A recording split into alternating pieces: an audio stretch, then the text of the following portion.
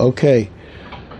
I'm going to try to unravel a pasuk which we say in Selichos all the time, and I don't believe that most people are aware of the magnitude of this pasuk and what it means.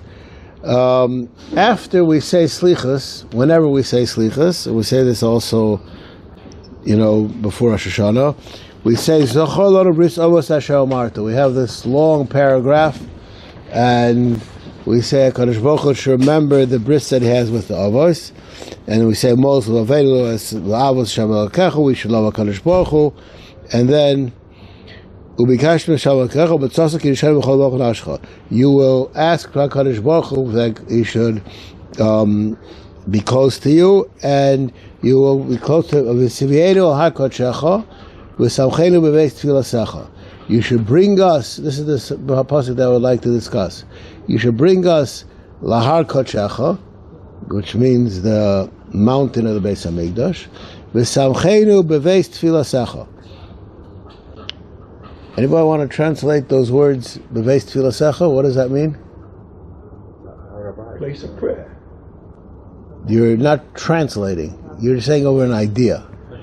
Beis tfilasecha means the place where you daven. It doesn't say beis tfilaseinu, right? HaKadosh Baruch Hu's davening, right? What does that mean? Kamoshe kasu v'aviyasim el har kodshi v'simachti beis tfilasi. So the pasuk, we bring a raya that this is the place where HaKadosh Baruch Hu davens. Right? That's how you read. If I would ask you to read the pasuk and translate it, that's what you would say. Now, you wouldn't say that because your brain is on and you realize that Kadosh Baruch Hu isn't doing the davens. Beis Tfilosi means the place where we daven to Hashem. That's how I'd imagine most people would translate these words, but that's not what it says. It says the place where Kadosh Baruch Hu davens.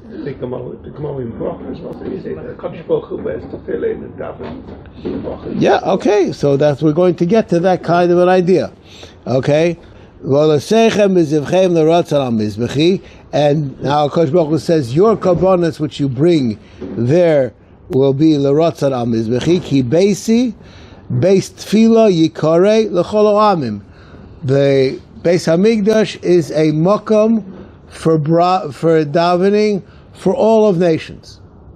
Now, the subject which I would like to discuss is, what does it mean that the Beis Hamikdash is a makom tefillah? Right? In other words, we all understand, we're aware that we have karbonos, and in place of the karbonos we have tefillas. Not so many people are aware that even the time the Beis Hamikdash existed, there was still an obligation to daven. Now, did they have shuls? Did they not have shuls? What was the venue that was used? But here, the pasuk makes it very clear that where do we, just use this as an example, if you were to ask me, what is my biggest proof that the Beis Hamikdash is a place to daven? I have a whole parsha. The famous story about Chana. She went to Mishkan Shiloh, and she was davening there, and Eli HaKohen thought she was drunk. That famous story. Now, why was she davening there? Obviously, because the Beis Hamikdash is a place to daven. Now, her tefillah had nothing to do now with Shachris Mincha Ma'ariv. It had to do with the fact that she didn't have a child and she wanted a child. But the place to go to daven is the Beis Hamikdash. That in itself needs a hesper. Why is it that a person should go to daven in the Beis Hamikdash? And I think the answer to that question is very, very simple. We go to daven in the place where it's a local phone call. It's not long distance. You go to a place where the Shechina is there, and there your tefillas will have a better chance of being accepted. Now, I would like to just explain that concept a little bit more. The halacha is, this halacha in Shulchan Aruch, and my father, I probably could count on one hand the amount of times that I know that he didn't daven with a minyan. It had to be some kind of super, like he was in a blizzard and he came back at 3 o'clock in the morning and there was no minyan. Never did he daven at home. He would always go to shul to daven, because the halacha is that it's a place of tefillah. You're supposed to go to a place of tefillah to daven. So the halacha is, even if you're davening b'yachidus, a person should really go to shul to daven, because a place where tefillah is done there all the time, that becomes a place which that place actually catapults your tefillah to a better place than if you would daven at home. This has nothing to do with your kavanah. This has to do with a concept which the Sifrei Chassidus, especially the Polish Chassidus, are very busy with. Everything in the world lives in 3 dimensions. Olam, Shana, Nefesh. There are different, but the place where a person does something has an effect. And the place where we would know that from, if you were to ask me, where do I know that the place has an effect in Ruchnius? Very famous Medrash. The Medrash says that the place where there were these 2 brothers that brought Karbonis was eventually the place where Avrohom brought Yitzchak, and that was eventually the place where the Beis was built, because the place has a kedusha, and just like everything else, as we discussed last week, mitzvah gereris mitzvah. So the same thing, a makom that a mitzvah was done in that place fosters to a greater degree other mitzvahs should be done there, and the place will affect the mitzvah and bring it to a higher level. So this is a very important idea, and this is, I'll just borrow this concept to tell you how we know this in other places also. Just like we know that tefillah b'tzibur is better than a tefillah of a yachid. Why? Because you have all the pluses of the tzibur and you don't have any of the negative aspects. But where you're davening yourself, you have all your positive things, but you also have all your negative things. But when you hook up with the tzibur, so there's no ra in the tzibur. And this is an idea always of a person attaching himself to a movement that's greater than him in Ruchnius, and he can actually cheat and get himself to a place which is greater than that which he is himself. This is a very important concept in Avodas Hashem. And I'll just say the story that I'll say this over, I say the most secular version of this story is the story said about the Bluzhev Rebbe in the concentration camp, where there was this assimilated Jew that was there, and they all had to jump over this very big pit that was, like 10 feet across, and the Bluzhev Rebbe jumped over, and this other guy jumped over, and this was by far greater than the distance that anybody could jump. When they came to the other side, the assimilated Jew asked the Bluzhev Rebbe, "How did you get here?" So he said, "I closed my eyes and I held on to the hands of my forebearers, and they got me to this other side." And then he asked the guy, "And how did you get here?" He said, "I was holding on to the back of your jacket." Okay? That's like it's a true story. I mean, I wasn't there when it happened, but there are people that were able to say over the story that this is a true story that happened. And this is, that's I call this like a modern version of this. Less modern version, this is the idea of going to a tish and eating shirayim. That if you eat from the Rebbe's meal, so then your meal goes up together with his, and it's the same amount of avodah that he has in his meal will carry over to that which you did by the fact that you're a part of his meal, okay? But this is a very important idea. So the place where tefillah is done is in the Beis Hamikdash, because the Beis Hamikdash is a place where HaKadosh Baruch Hu resides. Not only that, the Lishkas HaGozes, the Sanhedrin, is next to the Beis Hamikdash, because it's also learned out of Psukim, because all of the Kedusha really grows out of the same root, and that's why we daven in the Beis Hamikdash. Does that mean that if somebody davens at home, his tefillah is not accepted? No, but obviously it's the best daven with a minyan. Yeah, you get more brownie points davening with a minyan as opposed to at home. This is, I'll just use as the mashal. The Gemara says, what I can carry. Let's say I can carry 50 pounds. If I ask you to help me carry something, even if you could also only carry 50 pounds, but both of us together we could carry 150 pounds. The joint effort of two people will bring about a greater amount of success than the two individually, right? In other words, when we pool our assets, we will have a greater return for our money than each one individually. So when a person davens b'yechidus, he only has himself, whatever you have. But when you daven with the tzibur, it becomes a greater tefillah because you have the schus of the tzibur. So even your private tefillah has an advantage to it. Is there any truth in what I've heard people say? That yes. When you're davening with the tzibur, that the Kaddish Baruch Hu doesn't look so closely at your... That's right, that's correct, because you're part of a tzibur. And whatever chesroinus you have, there's other people in the tzibur don't have those chesroinus. Could be the chesroinus that they have, you don't have. So that's why in a tzibur, the negative gets overlooked. But wouldn't you say then, if a person sort of in that sense is carried along on the back of the tzibur, so yeah.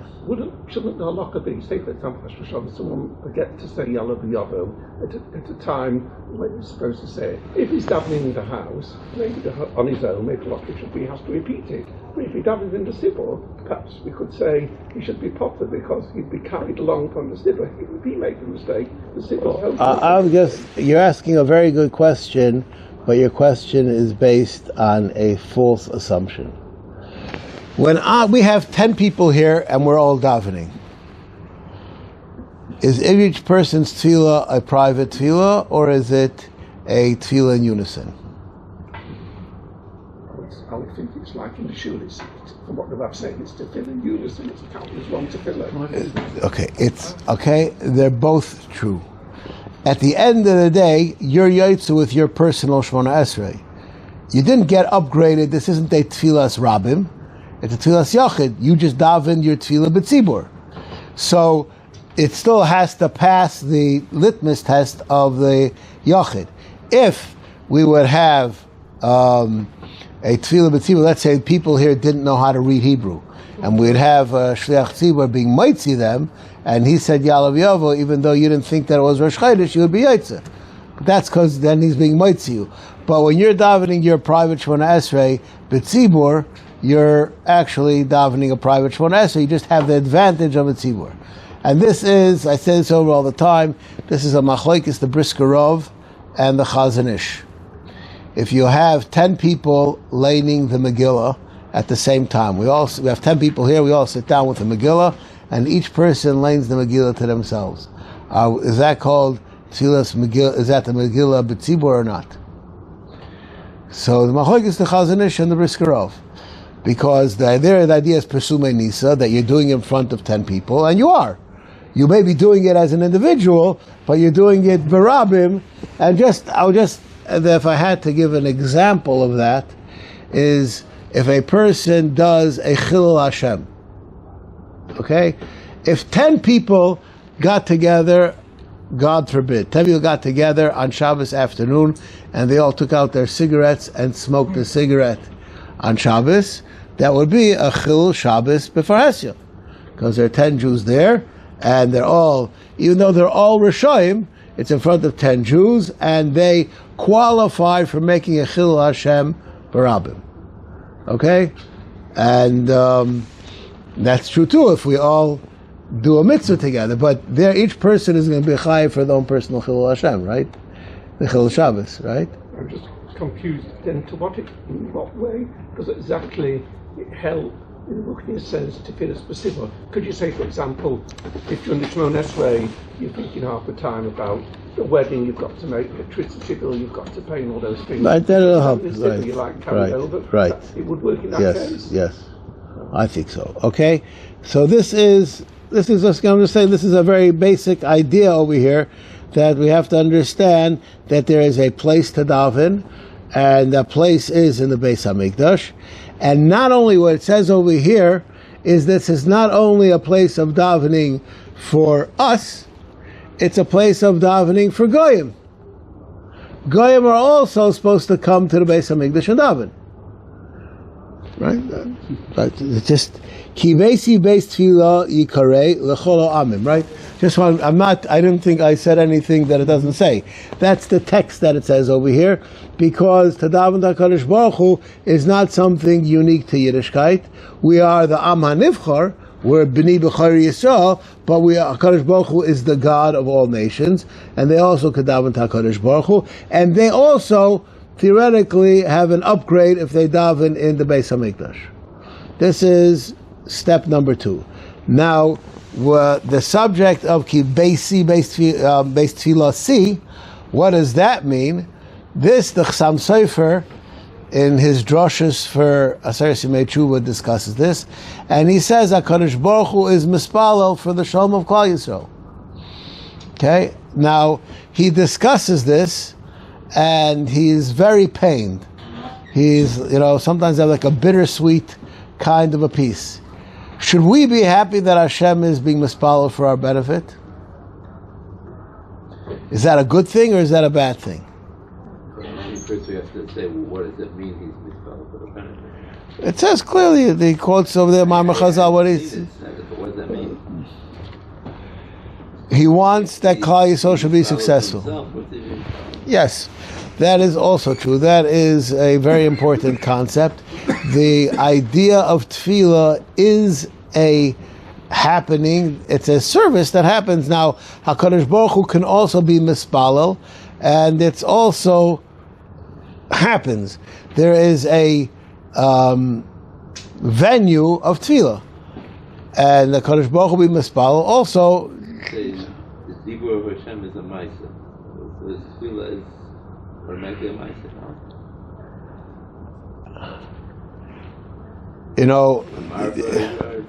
No, it's all the things that you're saying are true, but they're not all said in the same place. Hashem doesn't have a place, so I can do that. Okay, but the same place means in the same context. When we're talking about as a HaKadosh Baruch Hu Avinu or Malkeinu, what's the answer? No. Can you be both? No, but you understand the question. But Etzem it's a stira, right? Why did it stira? I'll tell you what the Chassam Sofer says. The Chassam Sofer says that Avada, the king, is closer to his son than he is to his servant. But when he goes to the bathhouse and he needs somebody to scratch his back, he doesn't bring his son along. He brings his servant along. And when he has to say over all his frustrations, he says it over to that servant, right? So there is an aspect of the Eved who's closer to the Rabbi than the son. And the son can never fill that position. And the Eved can't fill the position of the son. It's two different positions. That's just basically like saying, I told once a chassan, I said, you're going to get married and you're going to love your wife. Is that going to impinge upon you loving your parents and loving your brother? So I don't think there's anybody over here who has a question about this, but you would imagine a guy who's getting married, he wouldn't be able to answer that question, right? This is it's called a good question, but when you know the answer, it's just not a question. It's not, So HaKadosh Baruch Hu has stiradika roles, and I'll just show you another place where these stiradika roles play themselves out on Rosh Hashanah. After we say, blow the shofar, im kivonim, im kavodim. Im kibonim, karachem aval b'noi. V'im kavodim, at shetoitzim me'or mishvatenu. Yeah, but it doesn't end off, right? It just says, We're going to ask until we get answered. How does that work? So the Mefarshim say that a person can banish his son from his kingdom. But your Eved, he's your Eved, and you're stuck with him no matter what. So you will still have to feed him. There's no way, you can't get rid of him, so to speak. So when we're Avodim to HaKadosh Baruch Hu, in the venue of Avodim, we have he cannot get rid of us, so to speak, in a certain way that he could have in the venue of being a son. So there's an aspect of being an Eved that we're closer to HaKadosh Baruch Hu than being a son. And we use both of these venues when we say Avinu Malkeinu. That's what we're saying, that on Rosh Hashanah we approach HaKadosh Baruch Hu from more than one aspect, and this is what we're supposed to be doing. Okay? So now let's go back over here. The question before, Hashem davens for us, if that's good or bad. So I said, the Chassam Sofer says, the fact that Hashem davens for you is good. However, that you need Hashem to daven for you is not good. Right? In other words, if you would be doing everything that you're supposed to be doing, Hashem wouldn't have to be davening for you. Right? If you have a son that, he has a test today, so you daven for HaKadosh Baruch Hu that he should be successful on his test. Is that good? Yeah? Would it be better if you knew that your son knew the stuff? But one doesn't preclude the other. What? That's the Chassam Sofer says that HaKadosh Baruch Hu is mispalel that we should be doing what we're supposed to be doing. Now, if we would always be doing what we're supposed to be doing, that wouldn't be necessary. Now, Lamaisa, he is mispalel for us even if we are doing what we're supposed to be doing, but it wouldn't be so necessary. The tefillah like Mishmar, Kohen Gadol, Tanya, famous. You put through Rachamecha's kasta because there's kas. You shouldn't need the kas to follow. Right, that's true. But Lamaisa, there is kas, and we're mispalel to HaKadosh Baruch Hu that he should overcome that kas. This is exactly the subject we're talking about. We live in an environment that could be we're at fault for the environment that we live in, but in this environment, these are the tools that are available to us. This is a very important concept that we have to understand. We are not in the utopian world. It was created not to be a I don't think that that's true. I think that was a de facto thing that happened in Gan Eden, right? Okay, after the Chet. Now, if you call the Chet a chelik of the Bria, like the Maral does, so then man was destined to sin.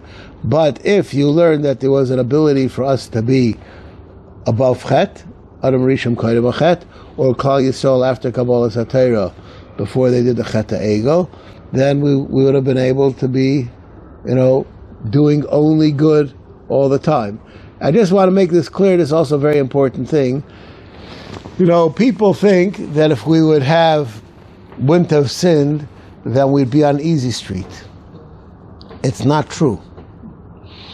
Even if a person, let's say Adam Harishon, the Nefesh HaChaim discusses this at great length, Adam Harishon had a Yetzer Hara also. The difference between the Yetzer Hara that Adam Harishon had and the Yetzer Hara that we have is that we don't recognize a Yetzer Hara as a Yetzer Hara. We just, we have to figure out, sometimes, you have to stop. Am I doing a mitzvah now? Am I doing an avera right now? Right? I'll use an example. A person sees Ani's coming to collect money, so he davens with a lot of kavanah, and then Ani doesn't ask him. So was he doing a mitzvah or was he doing an avera? That davening with kavanah. What was he doing? I'm not right now getting involved in the question, but you can do things, and you have to know what are you doing. The Yetzer Hara that we have today is from within. It's not something external. I just say a guy goes to college and his roommate says, you want to smoke pot. That's called an external Yetzer Hara. You know that there's an Avera over here. I'll just tell you there are many people that were offered to smoke pot and they decided to do it. There are people who give in to external Yetzer Haras too. But they know what they're doing is they're doing an Avera. That most of the time, that's not the case by us. Most of the time, people they fell into an Avera either by accident or they got pulled into it, and until they realized where they were, they're already done, so to speak. And that's the situation which we find ourselves in. Okay, let's get back to this idea. So HaKadosh Baruch Hu is mispalel for us, and where is he mispalel? He's mispalel in the Beis HaMikdash. Why? Because that's the place to be mispalel. It's a very important concept. Okay, now, what does it mean that the Goyim should come to the Beis HaMikdash to be mispalel? I think that the idea is not only is there more ruchnius there, a person's tefillah and a person's tefillah will be answered better when a person davens. I can't say this all the time, but a lot of times I'm not from the people who daven by the kaisel. I go to the kaisel rather often, but I don't daven there. I just say Tehillim there. Sometimes my davening by the kaisel is better, and sometimes it's not as good. Sometimes I'll tell my wife I came back, I said, wow, I had a good kaisel, right? Sometimes it works better than others. And this has to do with the makom, but also has to do with the frame of mind that a person has when he goes to daven. I'm going to share with you a Ben Ish Chai. This Ben Ish Chai, I think, is extremely important. The Gemara in Saita says that lamadati schar psiyos from an almana. That I forgot who, I think it was Rabbi Yochanan. They had an almana who used to daven in the shul. So he came over to her once and said, "Where do you live?" So she says, "I live in Dalet." So he says, "There's no shuls in Dalet. You have to come all the way to Aleph to daven."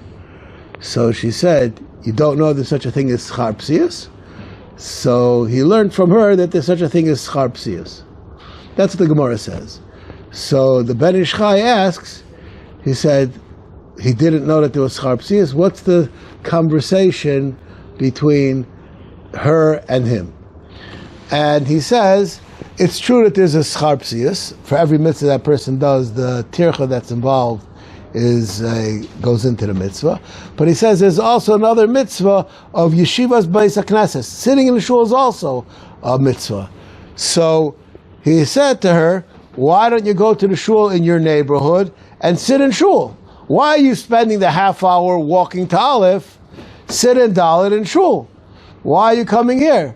So she said to him that the schar psiyos of coming to shul is a greater mitzvah than the sitting in shul. This is what he says. And now, I would just like to explain what I think that he's saying.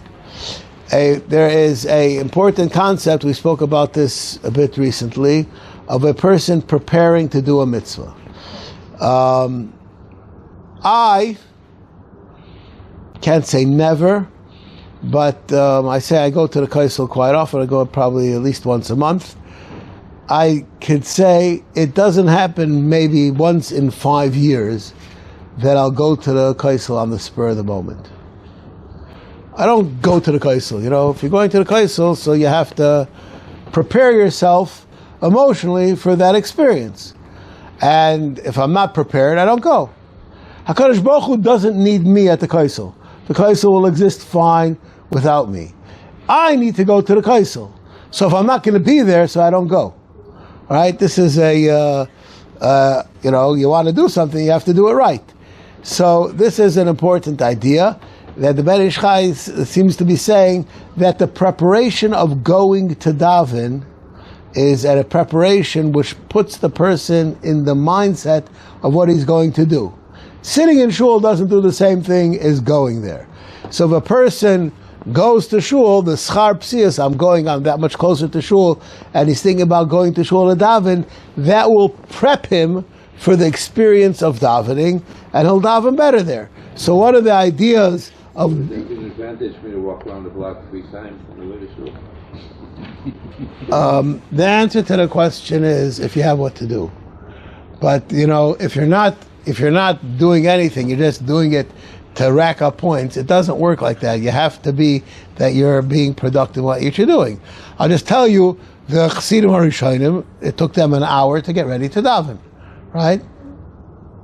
So that means there was They were in Shul doing that. but that means that there has to be a warm up. This is just like exercise. You have a warm up, and after you do exercise, there's a warm. No, it's not called. It has a different name.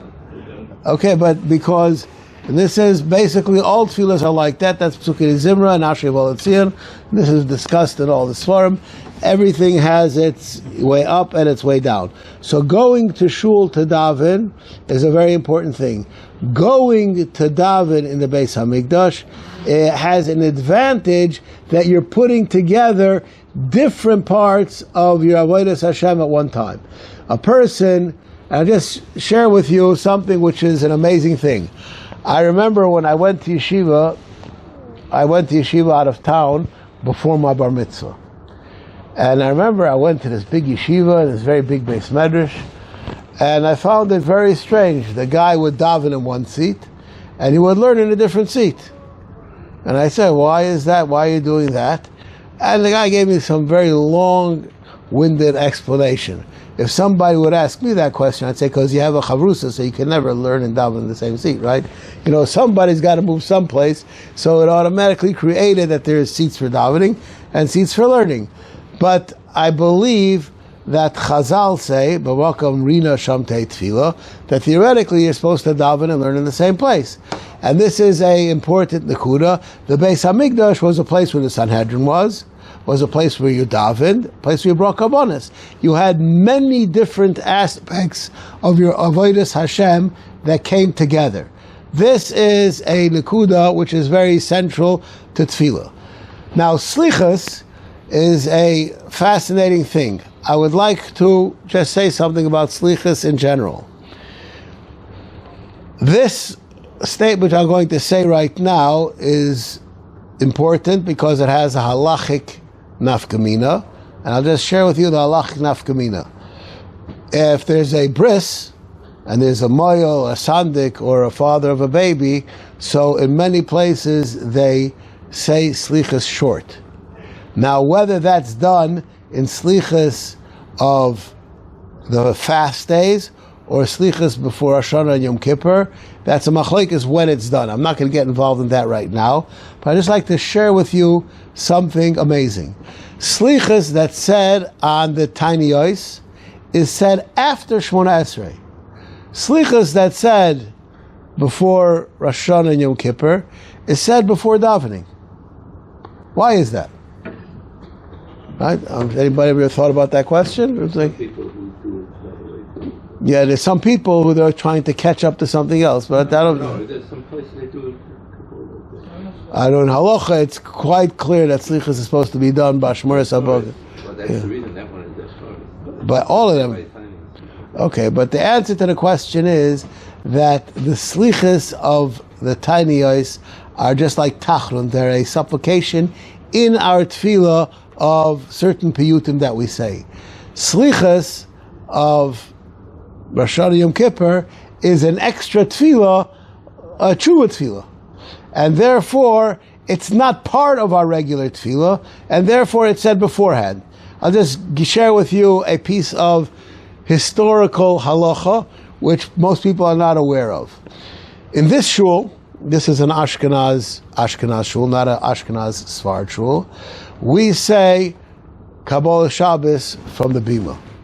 If you daven in a Chassidish shul, they say Kabbalah Shabbos from the Amud.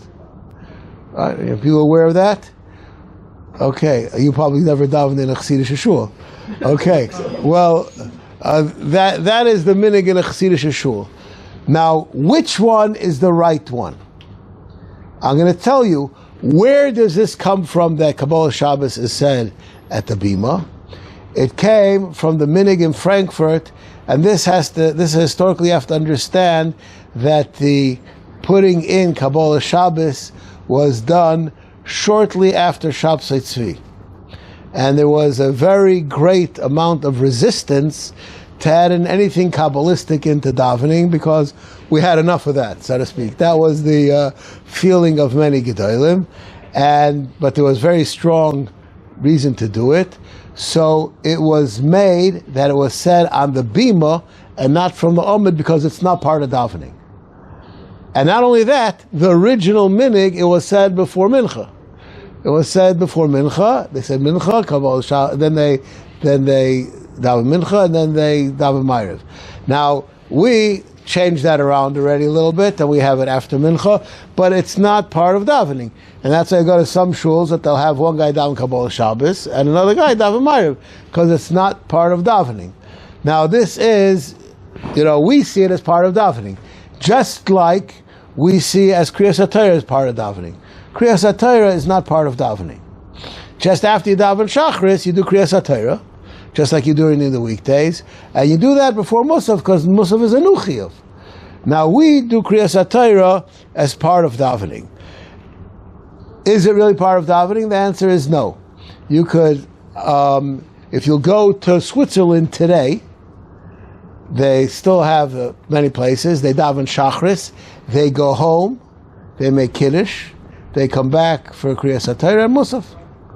Okay, now that's there's some places that do Musaf, they make the break after Kriyas HaTorah before Musaf, but these are different things. Halachically, if I would say, what do they do in a weekday then? What? What do they do in a weekday in Switzerland? They go home for Kiddush during the weekday too. I don't know. we do something. Yeah, okay. I just share with you that that's the source of this. I'll just tell you where this has crept into halacha from the things which are amazing in halacha. There are many shuls that have Obas Ubanim after Shachris on Shabbos. Now, if a person would come into shul and the Gemaras are in a pile that's, it would require boirer to take out the Gemara that you need. The halacha is accepted by most of the poskim. It's usher to take out a Gemara before Shachris to learn with your son by Obas Ubanim. But if you have a pile of Chumoshim and you want to take out a Chumash for laning, you're allowed to. Because being that Kriyas HaTorah has become part of our davening, even though technically it's not part of the davening, but being that we have inserted it in part of the davening, so therefore it's called part of the davening, and you're allowed to take the Chumash out now. But the Gemara, which is, if your Gemaras are in a pile that they're not discernible, they'll be better. So what's the difference with board? Because Samuch Lachil, you're allowed to. You're allowed to take something. Yeah, because you're davening now, and this is what I need for davening. Now, even though Kriyas HaTorah is not davening, but being that we consider it part of davening, so therefore you're allowed to be mekel. So just saying there are certain things which have evolved to take on a different place in halacha than their original sources. That's one of them. But the concept I just wanted to share with you is understanding that the slichos is something that we're supposed to be coming to the Beis Hamikdash, the shul, to say, even though you could say it at home. But this is something which is appropriate, ki beisi beis tefillah yikar el chol ha'amim, that our tefillas, our supplication should be done in shul, even if it's not our formal tefillas, it's a special supplication, it belongs, it should be done in shul, and that's what we say when we daven our slichos. Okay. I've always found it interesting.